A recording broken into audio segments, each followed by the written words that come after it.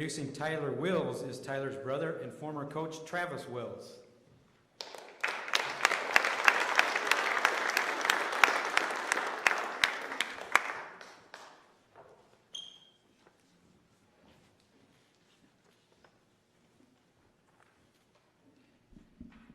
Raise this a little bit. Tyler and I are tall. Good evening, everybody. My name's Travis Wills. I'm Tyler's older brother, his roommate for the 4 years he was at Clarke, his coach for 3 years that he was at Clarke, the person that lived the highs and lows of his college experience with him, and most definitely the person that spent the most time on court and watching him play volleyball. I'm choosing to spend nearly all of my time not running through his countless awards, because there's too many and it'll take forever, but I'm going to try and explain Tyler's relationship with volleyball and competition.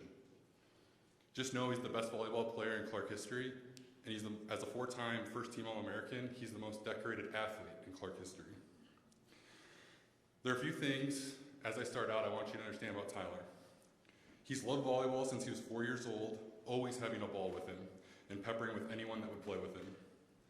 He destroyed a number of gutters at our old house that we grew up in, playing by himself and using the roof as a partner. He wasn't afforded the ability to play high school volleyball. And think about that for a second. Because of where we grew up, there was no men's volleyball for high school. He was able to accomplish all this without ever having that opportunity. Our parents, and then himself, chose to drive to Milwaukee for club his junior and senior year, driving twice a week for practices and matches all over the country. He plays differently and played differently than 99% of men's volleyball players. He isn't flashy, it's all substance, he realizes every point is equal, and no matter how it looks, a kill's a kill. He always played with an edge, a different level of intensity that is common in a lot of sports that are physical, football, basketball, but it's not common in volleyball. But it's very rare in volleyball. Lastly, throughout his playing career, all of his opponents go through a similar progression. First, they underestimate him. Second, they misunderstand what makes him elite. Then, they get torn up by him in ways that they never really experienced before. And lastly, they finally respect him for his talent and for his competitive nature. When it comes to his career, there were many matches and plays at Clarke that I have never seen before and I haven't seen since. And for people that know our family, volleyball is pretty much our life.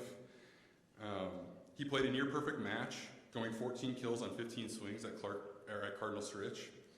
He had a 5th set over in the Kiel Center where he scored 8 of our 15 points against Ambrose, just completely taking over the match and winning a 5th set. And in his entire career, he didn't have a single match that he hit 0 or negative as a left side hitter. All that said,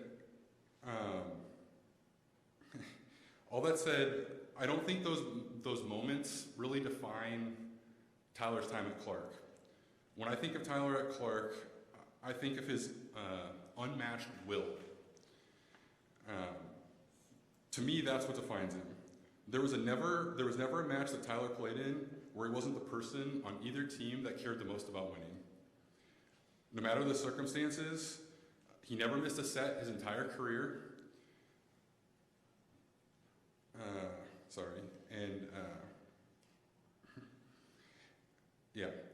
The best way for me to explain this is a story. It's a week in his senior year. It was the second match week of the season. It was my first week as the interim head coach. It was a Monday or Tuesday night. Tyler decided, I'm going to cook a home-cooked meal for our entire team at my house. I just so happened to have jury duty that day. So I do the jury duty. I decide to swing by my parents' house. When I pull up into the driveway, it's a snowy day in the winter. There's literally a blood trail from our driveway all the way into the sink. And I'm like, what is going on? I walk in, house is empty. I'm like, this is weird. I call my dad. I'm like, hey, I don't know what's going on. And he's like, Tyler had an accident. It so happens Tyler was carrying a crock pot and a Snapple bottle.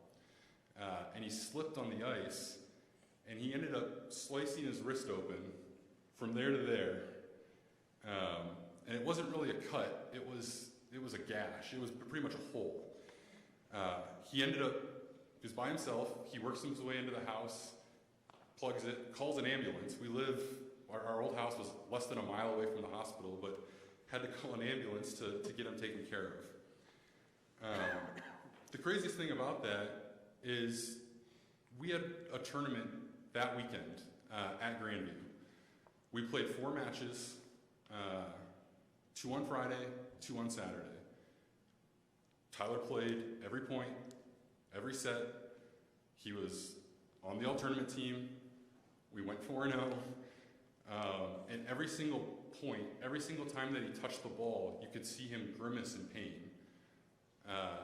And you have to understand, Tyler, he wasn't someone that didn't touch the ball. He touched the ball all the time. He served, he passed, he played defense, he blocked. And these guys are hitting the ball between 50 and 60 miles per hour. And every single time it's right onto his wrist.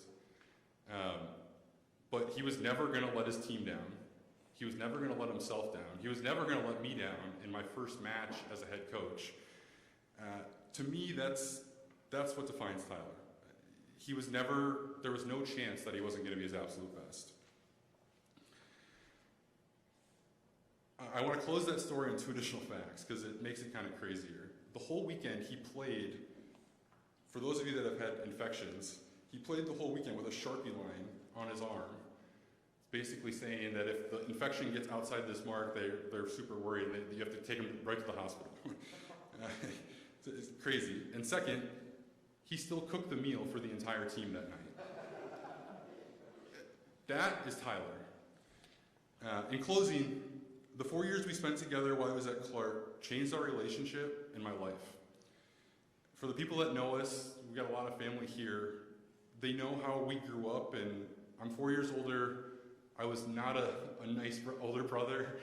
I don't think anyone really thought we would make it, and it turns out that, Tyler's my best friend. We talk nearly every day, even though he lives 3 hours away. I love him more than anything, and I'm really glad that we became best friends. Can't explain how proud I am to introduce Tyler Wills. Thank you.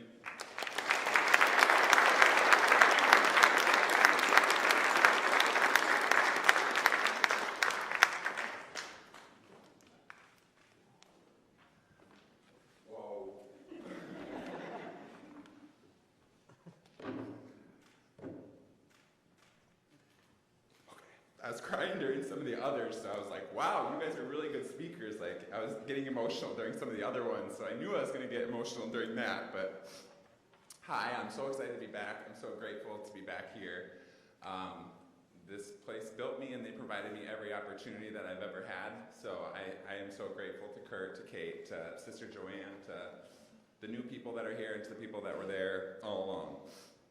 Clarke is a great place, and I would come back here 9 times out of 10. I would be back here doing the same thing over again. It's weird that it happened so long ago now. I'm getting a little bit older. 7 years ago, I graduated from here, and they brought me here with no high school team. Travis touched on that a little bit. They kind of took a chance on me, a kid that didn't have a lot of opportunities. Coach K, Chris Dorn, a lot of my coaches tonight are going to get a shout out, but Chris Dorn and JP Dorn, they started here and brought me here. And then I also want to say Eric Plunkett, he was the assistant coach that recruited me to Clarke, gave me the opportunity to come and play men's volleyball. Like, some of you maybe aren't even familiar with men playing volleyball or boys playing volleyball. In Dubuque, in Galena, it's just not really a thing that, it's getting bigger, it's growing. We're seeing it on ESPN, we're seeing it on the Olympics, we're seeing it on a more national stage. But 20 years ago, I was hitting the ball against the wall by myself. I was getting yelled at by the football coach for not playing football, and now I'm up here, so it's kind of come full circle, you could say. I wanted to give a shout out to my grandma. She's going to be 91 in January. She came to all of my games. She still is here tonight. She's awesome.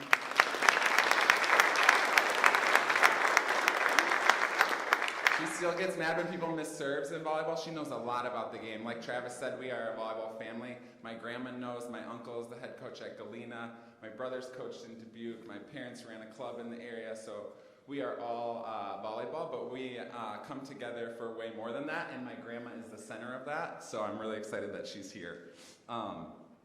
Okay, back to Clarke a little bit. The Kiel Center, like we had some buzz in there, and I put that on my quote, what I wanted to say, I wanted Clarke to remember about. Like men's volleyball became a real thing here, and that was awesome. Like we had a ton of people at the games, and I wanted to say that it's like a true appreciation to have people back you and like get that support. So thank you to the Clarke community and the faculty and staff that supported men playing volleyball and just everybody in general. I always felt supported while I was here. We're gonna go to my teammates a little bit. I came in with a really good class. There was 4 of us, Joe Byros, Bob Gallagher, Kevin Murphy. We all kind of came in and we all were starters as freshmen, just played tough together, had really good team chemistry, and they were a huge reason as to where we grew that program to. A lot of the people are still playing today or coaching, so I want to give a shout out to a couple of those teammates that I had. Matt DePaul, setter for me, he is currently coaching at Illinois State. Anson Lindsay is here tonight. He was a middle for me, very good middle blocker, and he's currently the head coach at Rockford for men's volleyball. I get to coach against one of my former teammates now, so it's going to be exciting. I coach in the NAC, which is Marion. Anson is now at Rockford, so I get to coach against someone that I played with, which I'm super excited about, good friend, everything. Joe Kosheff, setter of mine, is now the head men's volleyball coach at Lindenwood. And then I would say we'll come back to the family. Trav first, he was one of my coaches, so he's the one that introduced me. It's weird, not many people get coached by a sibling, and people always ask me all the time, like, what is it like coaching your brother? Or like, what is it like when you were coached by your brother? And it's the same. He's a coach. He's gonna put me through every single rep and bust my butt to be the best that I can be. And then, yeah, I might get a little bit more, there might be a little bit more heightened pressure, but the love and the support is always there, and it never wavered. So Travis stepped in when we had a coach leave 3 games into my senior season. He was a great coach too, Dan Matthews, but Travis just kind of stepped in, filled that void, and said, like, we're not skipping a beat, we're going. We like went to number 2 in the country that year. We hardly ever lost in the Kiel Center, I would say. I think maybe in 4 years that I was here, we lost 3 times there. So it was an environment for sure. It was a real place that I will cherish for the rest of my life. On to my parents. My dad was a truck driver for most of my life growing up. He would go and he would be gone all week, and then he would get back to run the club and to do volleyball on the weekends. So he would make an income for us the entire time, traveling, gone, away from his family, and then get there on the weekend and still put the time in for volleyball for other girls and boys in the area and for me. My other siblings are Jada and Derek. They're twins. They're 10 years younger than me. So I mentioned I coach my brother now. I was coached by my brother, and now I coach my little brother. So Travis is 6 years older than me, and then Derek is 10 years younger than me. Derek is a junior at Marion. He was a first-team all-conference player last year. I expect big things out of him. He has just stepped up huge as a captain, as a person, as a human, just embracing the culture that I played with, that I try to now coach with. He is my coach on the floor. He is my best friend at Marion. I get to have lunch with him. So I go to work, but I still get to like hang out with my brother. It's pretty cool. And then Jada. Jada for sure gets a shout out. She is a libero at Drake University in Des Moines, Iowa. She's currently playing, actually. They're in the MVC, Missouri Valley. They're playing tonight, and she is hopefully tearing it up on the court right now. She couldn't be here right now, so I definitely wanted to give her a shout out. I will wrap and close. I spent most of the time talking up here about people. I want to make it clear that like it takes a village of people to get to where you go. You need people alongside you. So thank you for all of those people. And then my family here now, thank you for everything that you do for me. My family up in Wisconsin, I continue to play volleyball. They continue to push me to be a better coach, a better player, a better person every day that I'm with them. Bob, Rachel, Mike, Chandler, I love you guys, my family. Jane, Dave, Travis, Derek, Jada, and then Clarke. This is an awesome place. Thank you all for being here. Good night. I don't know what's next.